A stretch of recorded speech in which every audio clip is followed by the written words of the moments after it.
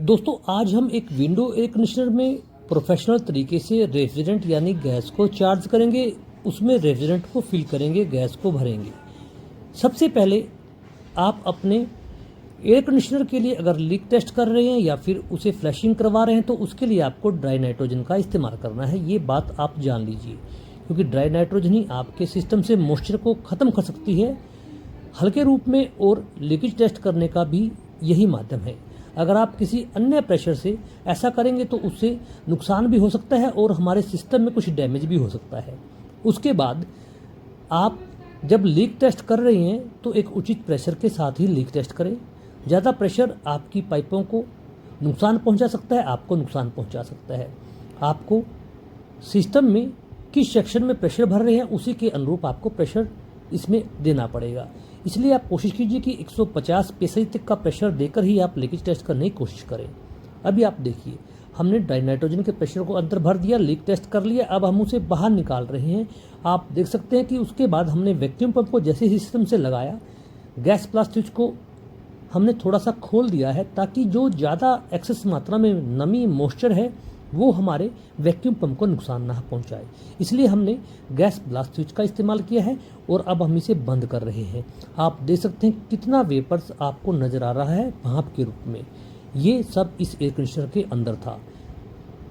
इसका यही कारण था कि ये नाइट्रोजन के साथ मिलकर एकदम से भारी मात्रा में बाहर की तरफ आ गया वैक्यूम पंप के द्वारा। दोस्तों, वैक्यूम पंप गैस भरने से पहले एक बहुत ही ज़रूरी प्रक्रिया है। अगर आप इसे स्किप करेंगे या एक प्रोफेशनल वैक्यूम पंप का इस्तेमाल नहीं करेंगे तो आपका एयर कंडीशनर अच्छी कूलिंग नहीं करेगा, ये निश्चित जानिए, जिससे हमारे पर्यावरण पर अवांछनीय दबाव पड़ेगा। थर्मल चलते रहे क्योंकि आपका टेम्परेचर मेंटेन ही नहीं होगा एसी के द्वारा, इससे हमारे ओजोन परत को नुकसान होगा, ग्लोबल वार्मिंग को बढ़ावा मिलेगा। इसलिए आप अगर रेफ्रिजरेशन कार्य करते हैं तो वैक्यूम पंप सबसे पहले खरीदें। अगर आप पूरा गैस चार्जिंग स्टेशन नहीं खरीद पा रहे तो आप एक पोर्टेबल वैक्यूम पंप ले सकते हैं किसी भी कंपनी का, अच्छी CFM वाला, डबल स्टेज वाला। डबल स्टेज वाले वैक्यूम की लाइफ बढ़ जाती है। अगर आप वैक्यूम पंप की लाइफ बढ़ाना चाहते हैं तो उसके तेल को समय पर बदल दीजिए। पीला काला होने से पहले ही तेल को अगर आप बदल देंगे तो वैक्यूम पंप की लाइफ बढ़ती जाएगी और एक अच्छा वैक्यूम पंप आप प्राप्त कर पाएंगे, क्योंकि अच्छा वैक्यूम प्राप्त करने के बाद ही आप गैस अच्छी तरह से भर सकते हैं। अब वैक्यूम करने के बाद अगर आप लिक्विड रूप में गैस को छोड़ रहे हैं तो उसकी कंडीशन एक है कि आपको एसी ऑन नहीं करना। आप वैक्यूम करने के बाद लिक्विड रूप में गैस छोड़ दीजिए बिना एसी के ऑन करें जब तक एसी गैस ले रहा है, क्योंकि जब एक अच्छा वैक्यूम प्राप्त हो जाता है तो गैस एकदम गोली की तरह सिस्टम के अंदर जाती है, क्योंकि वैक्यूम करने का अर्थ है कि हम माउंट एवरेस्ट की चोटी पर बैठकर गैस को भर रहे हैं। वायुमंडलीय जो दबाव है वो बिल्कुल खत्म हो गया है। इसीलिए हमारे पाइपों में जो वाष्प रूप में पानी था, जो लिक्विड रूप में पानी था, वो वाष्प के रूप में हो जाता है और वैक्यूम पंप के द्वारा खींच लिया जाता है। धीरे धीरे आपको गैस जब तक जा रही है जाने दें। कोशिश कीजिए कि गैस को तोलकर ही डालें जो वजन मशीन यानी कि एयर कंडीशनर के ऊपर लिखा हुआ है।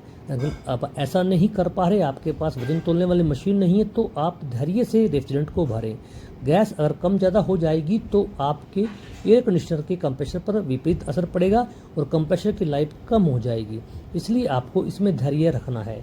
एक उचित बैक प्रेशर, बाहर के वातावरण को देखते हुए ही आपको बैक प्रेशर को रखना है। कोशिश कीजिए कि आप तोलकर ही गैस भरें तो अच्छा रहेगा। इससे आपको बैक प्रेशर देखने की ज़रूरत नहीं पड़ेगी अगर आपका वैक्यूम अच्छा हुआ है तो। अब धीरे धीरे जब हमारा एयर कंडीशनर चलेगा तो ये जो नीडल है ये नीचे की तरफ आएगी, जैसा अभी आप देख रहे हैं।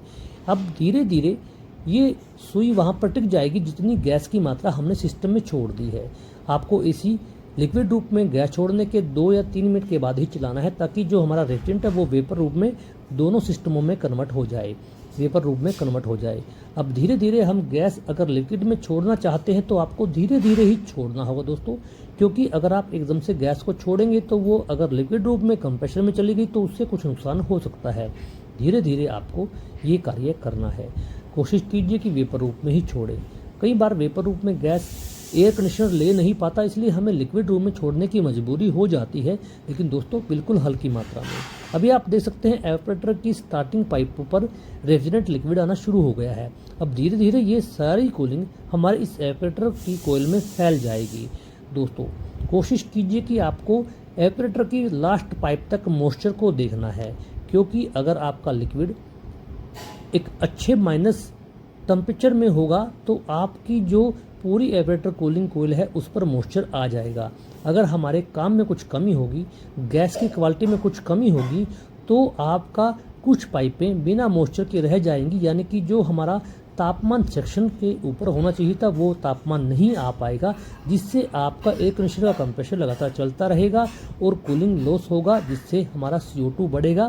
थर्मल प्लांट लगातार चलते रहेंगे, कस्टमर की जेब पर भी लगातार खर्च बढ़ता रहेगा। इसलिए अच्छा कार्य करने के लिए अच्छे उपकरणों की भी ज़रूरत होनी चाहिए और होती ही है। इसलिए आप धीरे धीरे उपकरणों को खरीदिए। देखिए सिर्फ 1 या 2 पाइप रह गई हैं। वीडियो को शेयर कर दीजिएगा, चैनल सब्सक्राइब मत